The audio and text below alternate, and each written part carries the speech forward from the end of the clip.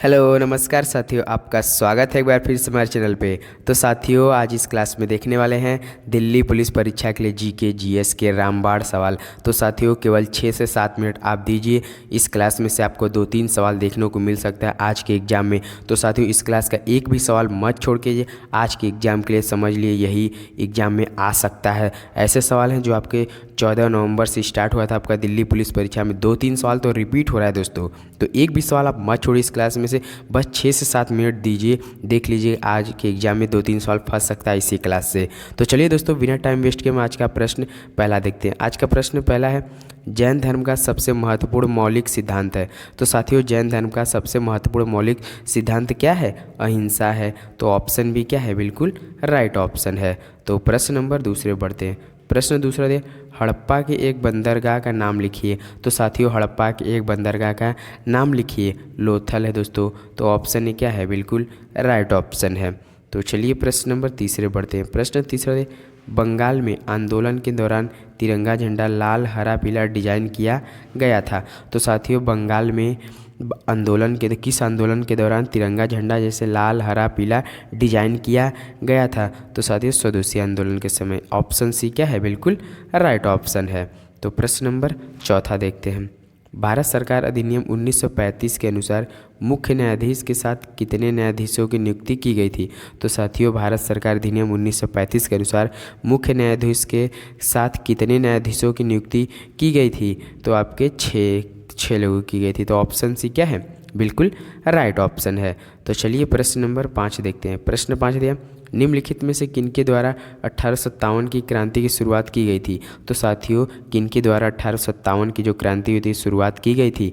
तो आपके सिपाहियों के द्वारा शुरू की गई थी। तो ऑप्शन ए क्या है? बिल्कुल राइट ऑप्शन है।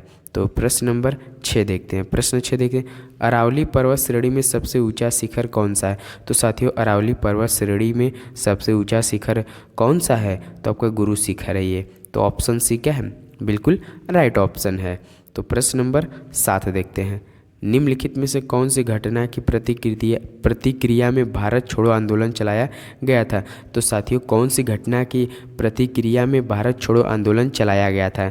तो साथियों, क्रिप्स मिशन की विफलता की वजह से चलाया गया था। तो ऑप्शन डी क्या है? बिल्कुल राइट ऑप्शन है। तो प्रश्न नंबर 8 देखते हैं।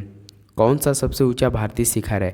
तो साथियों, कौन सा सबसे ऊंचा भारतीय शिखर है? कंचनजंगा है। तो ऑप्शन ए क्या है? बिल्कुल राइट ऑप्शन है। तो प्रश्न नंबर 9 देखते हैं। उत्तर प्रदेश के निम्नलिखित में से किस जिले में नैमिषारण्य तीर्थ स्थान अवस्थित है? तो साथियों, उत्तर प्रदेश के निम्नलिखित में से किस जिले में नैमिषारण्य तीर्थ स्थान अवस्थित है? तो आपके सीतापुर में है ये। ऑप्शन सी बिल्कुल सही जवाब है। तो प्रश्न नंबर 10 देखते हैं। प्रश्न 10 दिया, 1991 के आर्थिक सुधारों के दौरान निम्न में से किस समस्या की ओर ध्यान दिया गया था? तो साथियों, 1991 के आर्थिक सुधारों के द्वारा निम्न में से किस समस्या की ओर ध्यान दिया गया था? तो आपके भारतीय रुपये का मूल्यांश में, आर्थिक नीति की असफलता के, विदेशी मुद्रा भंडार में संकट। तो साथियों, ऑप्शन क्या हो जाएगा? ये सभी में क्या हुआ था? जो 1991 में आर्थिक सुधार के द्वारा समस्या हुई थी ना, सभी तरह के पर ध्यान दिया गया था। साथियों, भारतीय रुपये का मूल्यांश, आर्थिक नीति की असफलता, विदेशी मुद्रा भंडार में संकट। तो ऑप्शन बी क्या है? बिल्कुल राइट ऑप्शन है दोस्तों, याद रखिएगा, काफ़ी इंपॉर्टेंट सवाल है, इस पर स्टार लगाइए। तो चलिए प्रश्न नंबर 11 बढ़ते हैं। प्रश्न 11 दिया, वे आदर्श हैं जिन्हें राज्य की नीतियों का निर्माण करते समय ध्यान में रखना चाहिए। तो साथियों, वे आदर्श जिन्हें राज्य की नीतियों का निर्माण करते समय ध्यान में रखना चाहिए। राजनीति के निदेशक सिद्धांत पे ध्यान रखना चाहिए। तो ऑप्शन डी क्या है? राजनीति के निदेशक सिद्धांत। ऑप्शन डी बिल्कुल राइट ऑप्शन है। प्रश्न नंबर 12, निम्न में से किसमें मौलिक कर्तव्यों को उल्लेखित किया गया है? तो साथियों, किसमें मौलिक कर्तव्यों को उल्लेखित किया गया है? तो साथियों, भाग 4 क में किया गया है। ऑप्शन ए क्या है? भाग 4 क में। ऑप्शन ए बिल्कुल राइट ऑप्शन है। प्रश्न नंबर 13 देखते हैं। भारतीय संविधान का अनुच्छेद 343 किसके बारे में है? तो साथियों, भारतीय संविधान का अनुच्छेद 343 किसके बारे में है? तो आपके संघ की राजभाषा में है। ऑप्शन बी क्या है? बिल्कुल सही जवाब है। तो चलिए प्रश्न नंबर 14 देखते हैं। प्रश्न 14 दिया, निम्न में से कौन सा अनुच्छेद धन विधेयक को परिभाषित करता है? तो साथियों निम्न में से कौन सा अनुच्छेद धन विधेयक को परिभाषित करता है?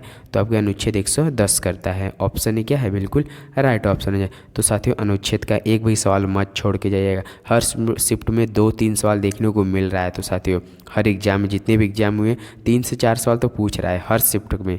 तो चलिए प्रश्न नंबर 15 देखते हैं। प्रश्न 15 दिया, निम्न में से कौन से सर्वोच्च न्यायालय के न्यायाधीशों की सेवानिवृत्ति की सही आयु है? तो साथियों निम्न में से कौन से सर्वोच्च न्यायालय के न्यायाधीश की सेवानिवृत्ति की सही आयु है? तो साथियों कितनी है? ये सवाल हम आपके लिए टेस्ट देते हैं। देखते हैं इस सवाल के जवाब में कौन कौन कमेंट, अगर आप दिल्ली पुलिस के महारथी होंगे तो इस सवाल के जवाब हमें कमेंट जरूर करेंगे। तो चलिए दोस्तों एक सवाल आपके लिए होमवर्क है। प्रश्न नंबर 16, वैसे हम आपको कमेंट में बता देंगे। तो प्रश्न नंबर 16, डलहौजी ने भारत में ब्रिटिश साम्राज्य के लिए अवध को कब्जे में लिया। तो साथियों डलहौजी ने भारत में ब्रिटिश साम्राज्य के लिए अवध को कब्जे में लिया तो हड़प नीति के माध्यम से लिया था साथियों। तो ऑप्शन डी क्या है? बिल्कुल सही जवाब है। तो प्रश्न नंबर 17 देखते हैं। दिल्ली सल्तनत के निम्नलिखित राजवंशों में से किसने सबसे कम अवधि तक शासन किया? तो साथियों दिल्ली सल्तनत के निम्नलिखित राजवंशों में से किसने सबसे कम समय तक शासन किया था?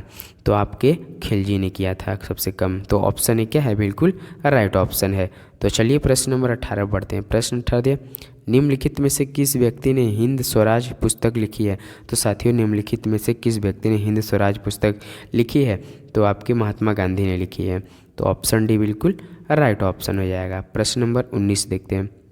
संयुक्त राज्य अमेरिका का राष्ट्रीय खेल है। तो साथियों संयुक्त राज्य अमेरिका का राष्ट्रीय खेल क्या है? तो बेसबॉल है। तो ऑप्शन से बिल्कुल राइट ऑप्शन हो जाएगा। तो प्रश्न नंबर 20 देखते हैं। संगोई महोत्सव निम्नलिखित में से किस राज्य में आयोजित किया था?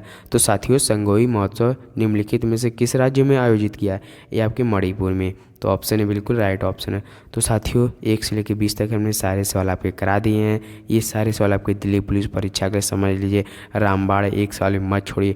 तो चैनल पर नए तो प्लीज़ सब्सक्राइब जरूर कीजिएगा। इसे आपको हर एग्जाम के लिए काफ़ी अच्छी तैयारी किया जाता है। तो चलिए दोस्तों आज के लिए बस इतना, मिलते हैं अगले वीडियो में। तब तक के लिए दोस्तों जय हिंद जय भारत, धन्यवाद।